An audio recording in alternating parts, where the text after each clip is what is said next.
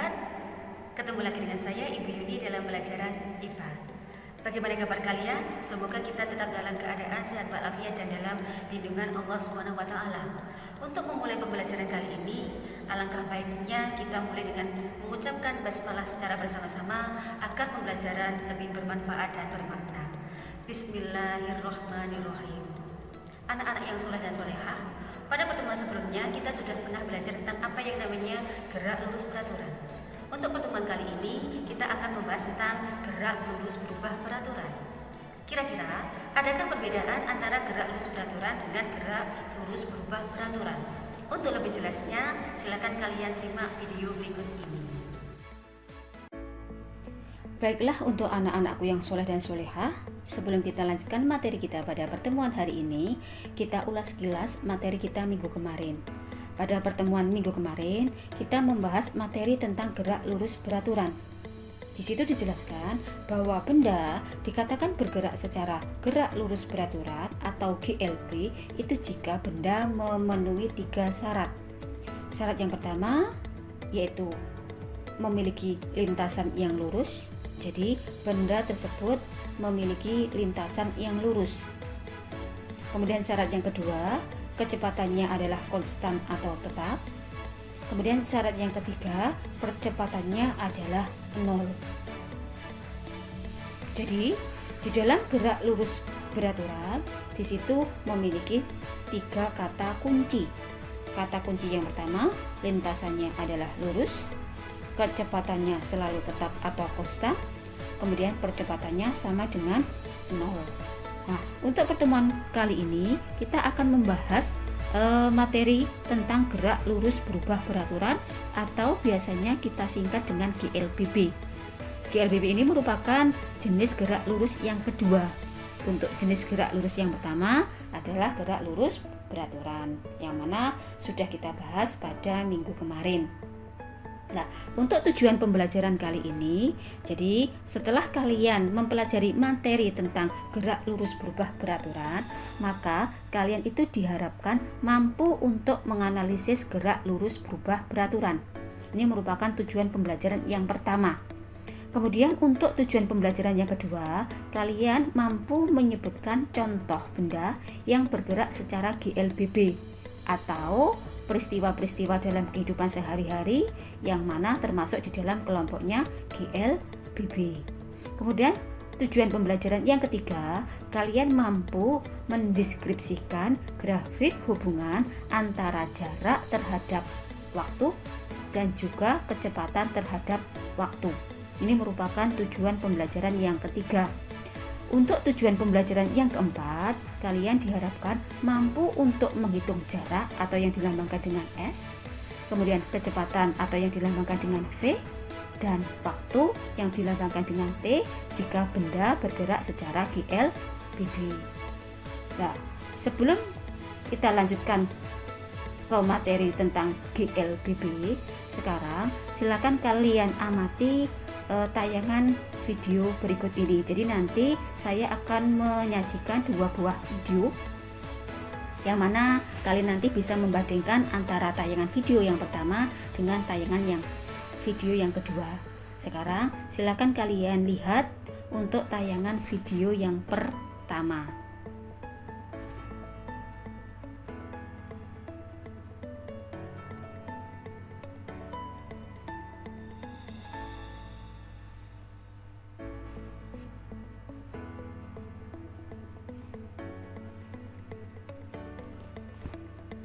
Nah, itu tadi adalah tayangan video yang pertama. Sekarang silakan kalian lihat untuk tayangan video yang kedua.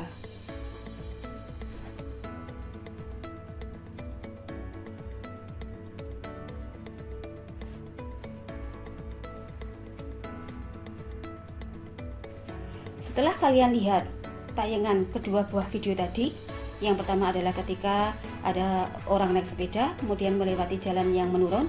Kemudian untuk tayangan video yang kedua itu adalah ada orang yang melewati jalan yang menanjak. Kira-kira adakah kaitan antara tayangan video tadi dengan gerak lurus berubah peraturan? Nah, untuk lebih jelasnya silakan kalian ikuti materi berikut ini. Jadi sebelum kita lanjutkan materi tentang gerak lurus berubah beraturan, sekarang kita definisikan dulu apa itu gerak lurus berubah beraturan. Gerak lurus berubah beraturan itu adalah gerak suatu benda dengan lintasan lurus dan kecepatannya semakin lama semakin cepat atau kecepatannya semakin lama semakin kecil, tetapi besarnya kecepatan itu perubahannya secara teratur. Atau dengan kata lain, benda dikatakan bergerak secara GLBB itu jika benda bergerak dengan lintasan yang lurus dan kecepatannya semakin lama semakin besar atau kecepatannya semakin lama semakin kecil, tetapi perubahan kecepatannya selalu tetap atau konstan. Sehingga di dalam GLBB di situ ada 3 kata kunci yang juga harus kalian ingat.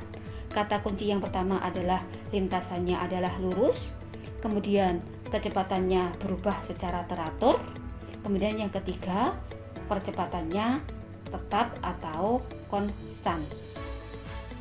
Lebih jelasnya tentang gerak lurus berubah beraturan, di sini akan saya sajikan ilustrasi tentang GLBB. Jadi di sini saya memiliki sebuah mobil. Awalnya mobil dalam keadaan diam sehingga kecepatannya sama dengan 0. Kemudian setelah 1 sekon kecepatan mobil berubah jadi 5 meter per sekon. Nah, kemudian setelah 2 sekon kecepatannya berubah menjadi 10 meter per sekon. Kemudian setelah 3 sekon berikutnya maka kecepatannya berubah menjadi 15 meter per sekon. Jadi awalnya mobil diam yang mana kecepatannya adalah 0. Kemudian setelah 1 sekon berikutnya kecepatannya berubah menjadi 5. Setelah 2 sekon berikutnya kecepatannya berubah menjadi 10. Setelah 3 sekon berikutnya maka kecepatannya berubah menjadi 15. Sehingga ketika kalian mengamati dari 0 menjadi 5, menjadi 10, menjadi 15, maka kecepatannya semakin lama semakin besar. Ketika kamu lihat besarnya perubahan kecepatan yaitu selalu tetap, yaitu besarnya berapa? Besarnya adalah 5. Dari 0 ke 5 berarti selisihnya adalah 5. Dari 5 ke 10 selisihnya adalah juga 5 dan seterusnya.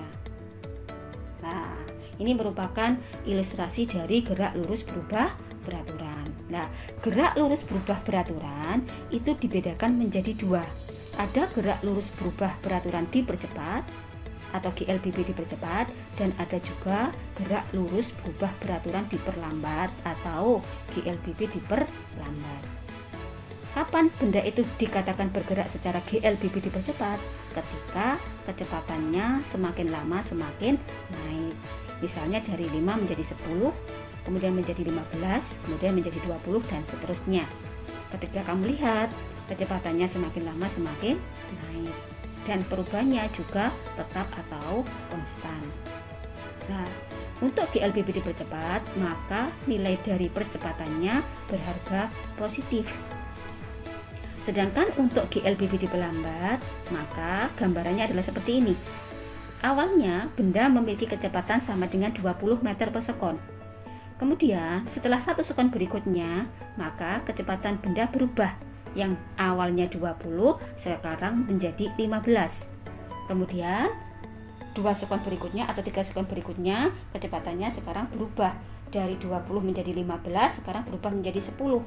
Ketika kalian lihat maka kecepatannya semakin lama semakin menurun, tetapi besarnya perubahan kecepatan juga nilainya adalah konstan atau tetap. Nah, kalau untuk GLBB diperlambat maka nilai A-nya berharga negatif atau istilahnya dinamakan dengan perlambatan. Nah, sekarang kita lanjutkan untuk contoh GLBB dalam kehidupan sehari-hari. Jadi dalam kehidupan sehari-hari kita sering sekali menemukan peristiwa yang bergerak secara GLBB. Nah, ada apa saja? Di sini ada ketika kita melempar bola secara vertikal ke atas dan ke bawah, maka di sini merupakan contoh dari GLBB.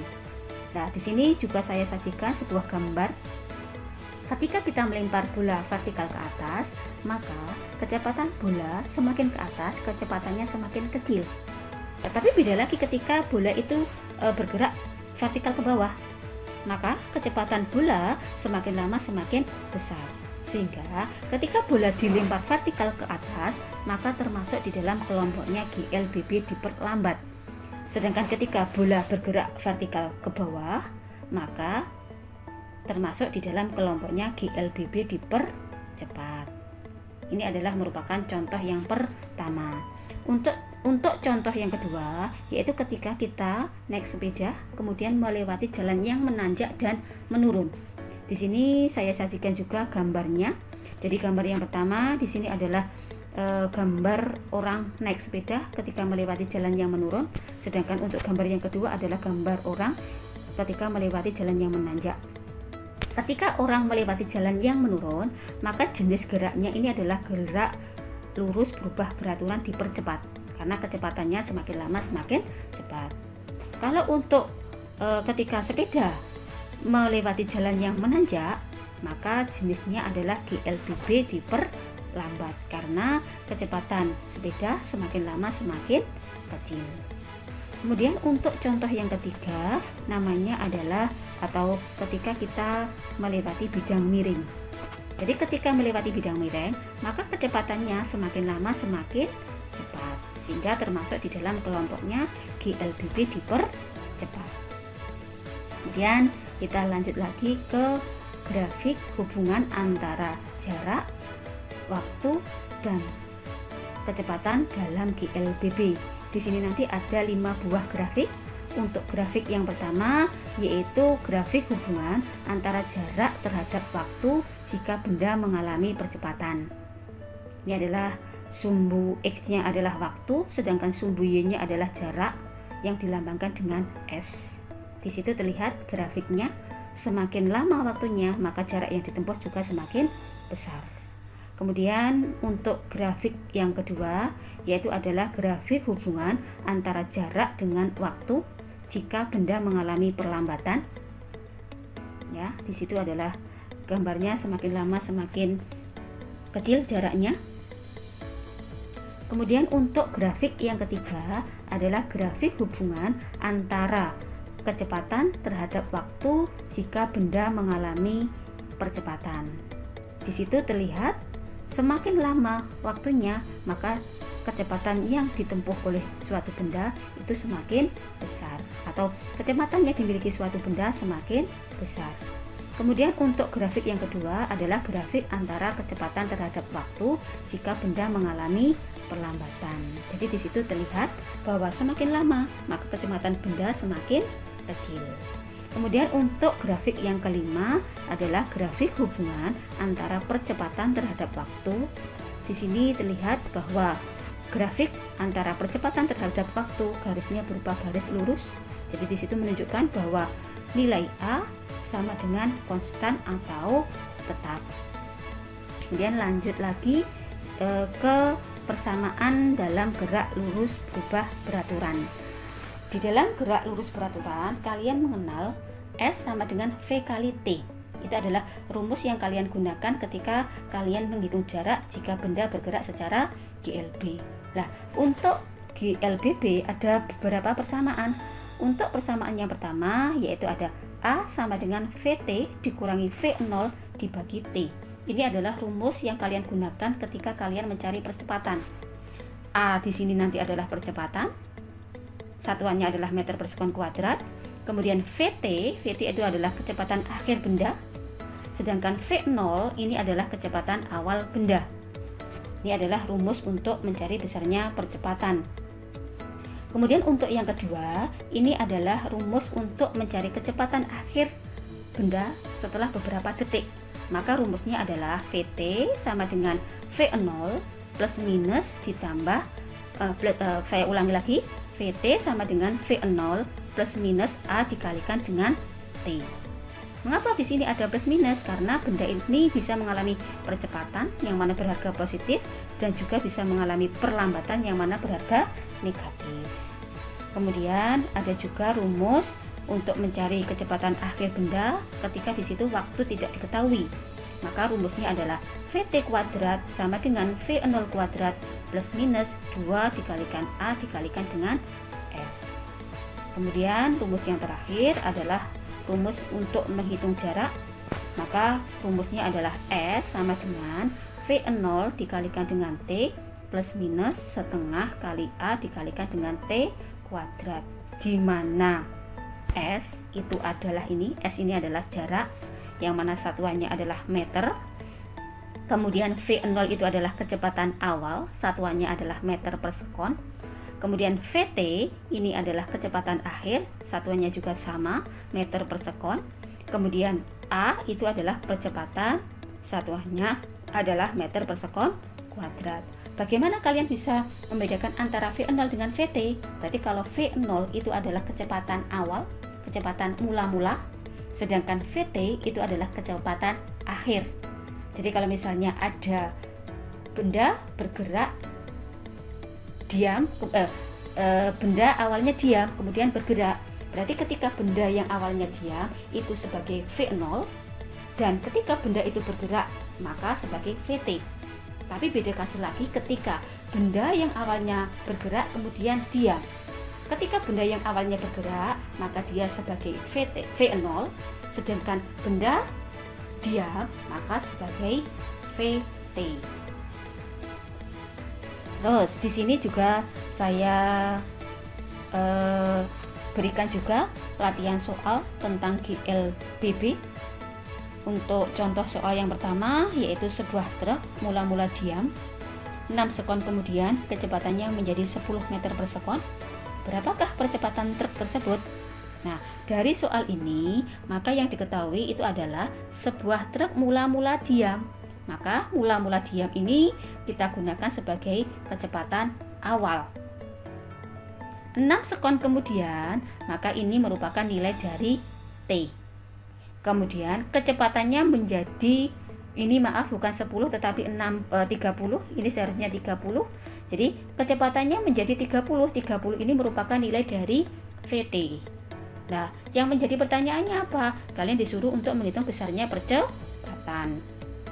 Untuk menghitung besarnya percepatan, maka dirumuskan dengan A sama dengan VT dikurangi V0 dibagi dengan T. Sehingga persamaannya sekarang berubah menjadi 30 dikurangi dengan 0 dibagi 6. Sehingga hasilnya 30 dibagi 6 sama dengan 5 meter per sekon kuadrat. Ini adalah contoh soal yang pertama. Untuk contoh soal yang kedua, yaitu sebuah mobil diketahui mula-mula bergerak dengan kecepatan 10 meter per detik.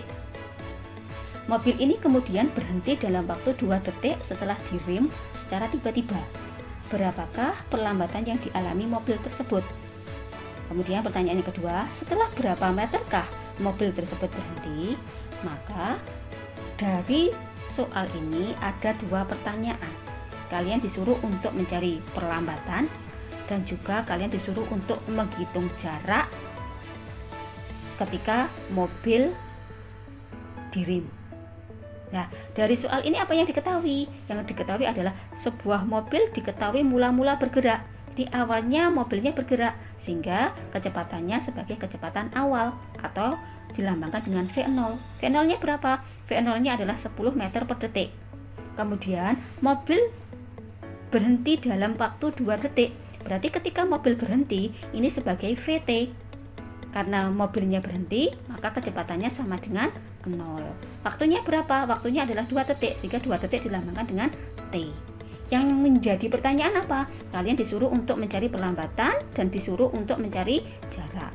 Untuk mencari perlambatan, maka rumusnya adalah VT sama dengan V0 plus A kali dengan T. Nah, sekarang kita masukkan angkanya. VT-nya 0. Kemudian V0-nya sama dengan 10 ditambah A yang kita cari sehingga tetap kita tuliskan dengan A dikalikan dengan T yaitu 2.